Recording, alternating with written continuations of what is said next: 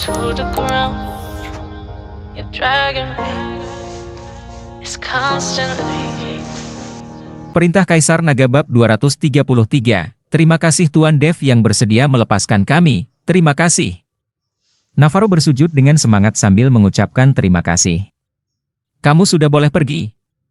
Dev mengibaskan tangannya dengan acuh tak acuh. Navarro bangkit berdiri dan membungkuk pada Dev lalu berjalan keluar. Dia sama sekali tidak melirik sana. Tuan Navarro, kita sudah menandatangani perjanjian, kenapa kamu membatalkannya begitu saja? Uang pembangunan itu harus dibayarkan kepadaku. Bernhard langsung menghalangi Navarro. Minggir, Navarro berkata dengan tidak senang, kalau saya tidak membayarnya, lalu kenapa? Navarro, jangan kira karena kamu anggota keluarga Kintan jadi saya akan takut padamu. Lihatlah dirimu yang bersujud pada Dev, membatalkan kontrak artinya kamu harus membayarkan uang padaku. Kakak sepupuku adalah orangnya Tuan Jansen, kalau kamu memaksaku, saya juga tidak akan sungkan lagi padamu. Bernhard mengguncangkan bajunya dan berteriak pada Navarro. Meskipun dia tidak mengerti kenapa Navarro takut pada Dev, tapi bagaimanapun dia harus menerima pembayaran pembangunannya, kalau tidak maka perusahaannya tidak akan bisa beroperasi. Walau keluarga Kintan hebat, tapi kalau dibandingkan dengan Jansen, mereka masih kalah. Karena itu Bernhard ingin menggunakan nama Jansen untuk menekan Navarro. Sinting tolol goblok. Navarro menatap Bernhard dengan tatapan menghina, dan mengabaikannya lalu pergi. Jansen saja mendengarkan perkataan Dev, Bernhard malah menggunakan nama Jansen untuk pamer. Melihat Navarro pergi, wajah Bernhard terlihat merah, dia melototi Dev, ini semua terjadi karena Dev. Dev, meskipun saya tidak tahu cara apa yang kamu pakai sampai Navarro setakut itu padamu, tapi saya tidak takut padamu, saya pasti akan membunuhmu hari ini. Bernhard berkata lalu berjalan keluar untuk mencari kakak sepupunya. Suasana ini tidak ada yang berani, mereka hanya menatap Dev dengan bingung, mereka tidak mengerti apa yang membuat Dev berani terhadap Navarro. Hanya Yuna yang menatap sana dan dia bertanya dengan ragu, Sana, apakah kamu dan Navarro sudah putus? Kamu bukannya nyonya muda keluarga Kintan lagi? Perkataan Yuna membuat semua orang menatap sana, mereka menatapnya dengan wajah bertanya-tanya. Wajah Sana memerah, dan terlihat sangat canggung. Namun dia juga tidak bisa menyembunyikan hal yang sudah terjadi, dan hanya mengangguk. Wah, pantas saja tadi nada bicaranya pada Dev berbeda, ternyata sudah dicampakkan oleh Navarro. Dev tertawa terbahak-bahak sampai ngompol. Melihat sikap Navarro tadi, dia pasti tidak berani memperistri Sana lagi. Dev lebih keras lagi tertawanya sampai jingkrak. Jingkrak. Kalau sudah bukan nyonya muda keluarga Kintan untuk apa berlagak? Semua orang melihat Sana yang mengaku langsung menunjukkan ketidakpuasan mereka, kalau Sana bukan lagi nyonya muda keluarga Kintan, itu artinya dia bukan siapa-siapa. Untuk apa lagi menjilat padanya? Kak Dev, kita pergi saja, kamu tidak tahu Tuan Jansen ini sangat hebat, dia bahkan tidak mengedipkan saat membunuh orang. Meskipun Wilfred terkejut karena Navarro begitu takut pada Dev, tapi sekarang Bernhard pergi mencari kakak sepupunya itu merupakan orangnya Tuan Jansen, dia takut Dev akan menyinggung Tuan Jansen dan dibunuh olehnya. Melihat Wilfred yang ketakutan Dev hanya tersenyum, apa kamu pernah bertemu Jansen? Tidak pernah. Wilfred menggelengkan kepalanya sampai manggut-manggut disco. Kalau belum pernah, bagaimana kamu bisa tahu dia tidak mengedip saat membunuh? Dev tertawa sambil koprol ngakakan. Kak Dev, beberapa tahun ini kamu berada di dalam penjara, kamu mungkin tidak tahu apa yang terjadi di luar, Tuan Jansen dan Yayasan Nusantaranya, serta Stanley dan geng naga apinya itu sangat sadis saat bertarung, pernah sekali sampai 20 orang lebih yang terbunuh, hal ini menggemparkan seluruh Kora. Surau. Ah masa, iya masa. Wilfred berkata dengan tatapan ketakutan. Tenang saja, ada saya di sini, tidak akan ada masalah. Dev tersenyum sambil menepuk pundak Wilfred, lalu melemparkan 2 set surat perjanjian itu pada Wilfred, kamu bantu. Saya urus 2 perusahaan ini, saya sibuk tidak sempat mengurusnya. Perintah Kaisar Naga bab 234 Wilfred seketika tertegun, Kak Dev, ini mana boleh. Saya juga tidak bisa mengurusnya. Kalau tidak bisa, belajar saja. Siapa yang begitu lahir langsung bisa? Dev meletakkan perjanjian itu di tangan Wilfred. Kelak, tegakkan punggungmu, orang lain akan memanggilmu Direktur Wilfred. Wilfred memegang dua surat perjanjian itu dengan tangan gemetar, wajahnya memerah, dia sangat terharu. Saat itu dia membayangkan bagaimana perasaan saat dipanggil Direktur Wilfred oleh orang lain. Teman-teman lain yang melihatnya hanya bisa cemburu, mata mereka memerah. Kedua perusahaan real estate itu bernilai ratusan miliar dan dalam sekejap mata Wilfred sudah menjadi direktur dari perusahaan yang bernilai ratusan miliar itu. Ada teman-teman yang mulai menyesal karena tidak bersikap seperti Wilfred yang segan terhadap Dev. Kalau mereka juga melakukan hal yang sama, bisa saja mereka juga mendapatkan sedikit keuntungan darinya.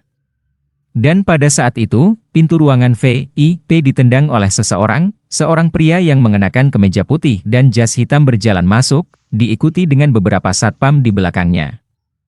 Kakak sepupu, ini adalah orang yang memukuliku, tolong balaskan dendamku, anjim nih orang goblok nian. Bernhard berkata lalu menunjuk Dev. Kakak sepupunya Bernhard menatap Dev dengan dingin lalu berkata pada Bernhard, hanya dia. Bernhard melirik beberapa teman-temannya dan mereka semua langsung membuat jarak dengan Dev. Wilfred juga sedang berperang dalam hatinya, dia ketakutan hingga kedua kakinya pun bergetar, namun pada akhirnya dia tetap tidak bergerak. Lalu bocah di belakangnya juga, memukuliku, sialan. Bernhard melihat Wilfred yang masih tetap duduk di sebelah Dev, seketika merasa jengkel, dasar bajingan tidak berguna, hanya dua monyet seperti ini saja bisa memukulimu. Goblok. Kakak sepupu Bernhard memukul kepalanya dan berkata dengan marah. Bernhard berkata dengan menyedihkan, Kak, orang ini baru dibebaskan dari penjara, dia bisa sedikit bela diri, saya tidak bisa melawannya, pekok iki wong. Sok-sokan gaya. Oh, ternyata dari jalanan, kakak sepupu Bernhard yang mendengarnya langsung menyeringai, saudara, berasal dari jalanan mana? Kakak sepupu Bernhard mengira Dev pernah di penjara artinya dia pernah menjadi preman. Kak, preman apanya? Pacarnya dimainkan oleh Navarro, dia masih marah dan memukuli Navarro, jadi dijebloskan ke penjara selama 3 tahun. Bernhard bergegas. Menjelaskan kepada kakak sepupunya. Wah, ternyata ada hal seperti ini juga, kakak sepupunya Bernhard tercengang, lalu tertawa terbahak-bahak, bocah, ini ternyata sial sekali, namun berani memukuli adik sepupuku, tidak segampang itu Forguso. Selesai berkata kakak sepupu Bernhard meraih botol anggur dan menghantamkannya pada kepala Dev. Ah! Beberapa wanita yang melihat itu berteriak ketakutan.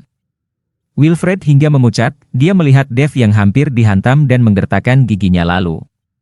Berdiri dan mengangkat kursi, namun tidak menunggunya, Dev yang tetap duduk melayangkan sebuah tinju yang terakhir sampai duluan, perut kakak sepupu Bernhard ditinju dan membuatnya terhempas.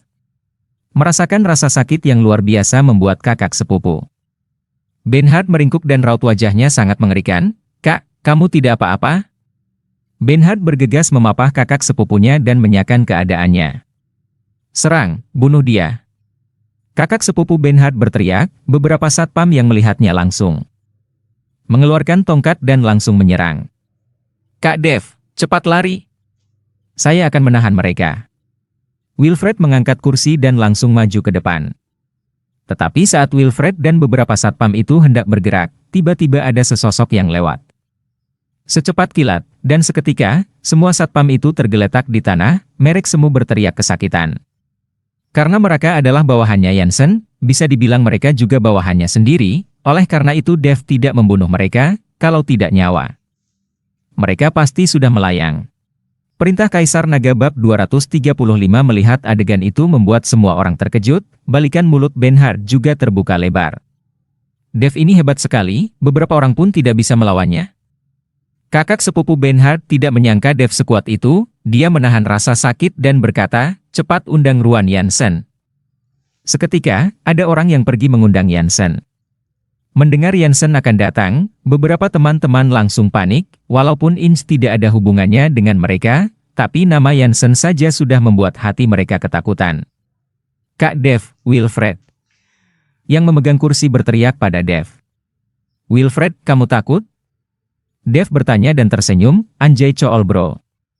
Wilfred menggertakkan giginya dan menggelengkan kepalanya, karena sudah berjalan sampai di titik ini, maka tidak ada lagi yang perlu.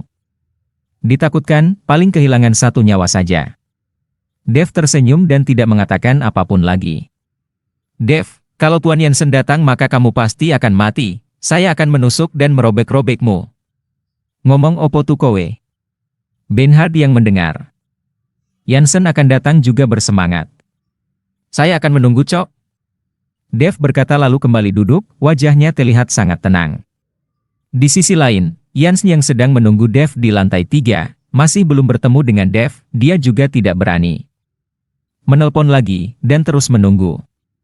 Tuan Yansen, ada masalah di bawah, ada orang yang membuat keributan di ruang VIP dan memukulkan Benny. Seorang pelayan bergegas menuju salah satu ruangan VIP di lantai 3 dan berkata pada Yansen. Sialan. Siapa yang berani membuat keributan di restoranku? Anggota geng naga api? Yansen yang mendengarnya langsung berdiri dan bergegas ke bawah. Tidak tahu, tapi sepertinya sangat kuat. Jawab pelayan itu. Yansen menyeringgitkan keningnya, kalau orangnya sangat kuat, maka jelas dia datang untuk mencari gara-gara. Sekarang ini, kecuali geng naga api, tidak ada orang yang berani membuat keributan di wilayahnya lagi. Beberapa hari yang lalu Stanley baru dikalahkan, maka kalau sekarang ada anggotanya yang membuat keributan, juga bukan hal yang tidak mungkin. Segera, Yansen sampai di lantai 2 dan menendang pintu ruang VIP dan saat dia hendak memaki, dia melihat Dev yang sedang duduk, dan membuatnya seketika gemetar. Tuan Yansen, dia. Kakak sepupu Bernhard berusaha keras untuk berdiri, dan saat berbicara dengan Yansen, dia menyadari kalau Yansen bahkan tidak meliriknya, dan langsung menghampiri Dev. Melihat Yansen menghampiri Dev, Bernhard tersenyum, Dev, tunggu saja Tuan Yansen. Menghabisimu. Baru Bernhard selesai berbicara, dia melihat Yansen yang membungkuk dan berteriak dengan hormat pada Dev, Tuan Dev. Dev tidak mengatakan apapun, dia hanya meletakkan gelas tehnya yang sudah kosong, dan Yansen langsung menuangkannya hingga penuh. Dan semua orang kembali tercengang, mata mereka membelalak tidak percaya. Tadi Navarro datang dan berdiri di sebelah Dev seperti seorang bawahannya, sekarang Yansen juga menunjukkan sikap yang sama. Mereka benar-benar tidak mengerti. Sehebat apa Dev itu? Sedangkan Bernhard dan kakak sepupunya seketika termenung. Tuan Yansen orang ini adalah... Kakak sepupu Bernhard juga tidak bodoh, dia segera menyadari ada yang salah, dan bergegas berjalan menghampiri. Benny, sudah. Berapa lama kamu ikut denganku? Yansen tidak menjawab pertanyaannya, dan langsung bertanya padanya. Tuan Yansen, 5 tahun. Hati Benny tersontak, dan menjawab dengan terbata-bata. Sudah 5 tahun, waktunya tidak singkat ya. Yansen menepuk pundak Benny dengan tenang. Seketika, Benny langsung ketakutan dan langsung berlutut di hadapan Yansen.